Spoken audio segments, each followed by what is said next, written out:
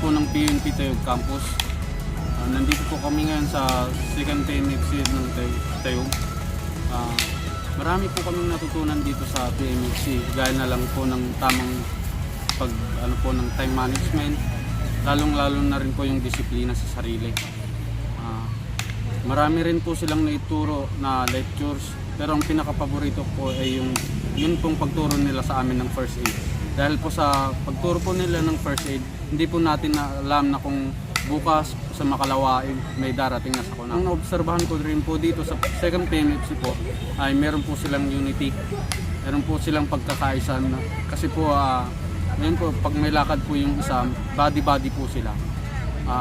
Tsaka lubos po akong nagpapasalamat dito po sa buong company po ng PMFC, lalong-lalo na po kay Police Lieutenant Colonel Edgar Casison. Maraming salamat po. Po si Flor Ventura from PMFC Criminal Division. Ang natutunan ko po dito sa PMFC ay ang magkaroon ng time management. Ako si John Michael Estabilio, estudyante po ng PMFC.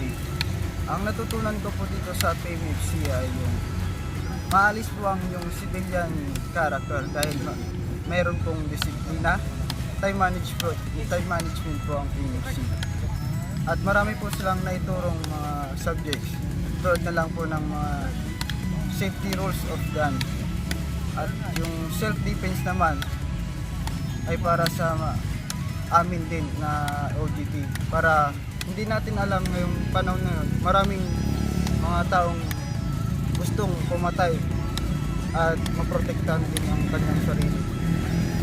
Maraming salamat po kay Force Commander Edgar Casison sa pagtanggap po sa aming OGT.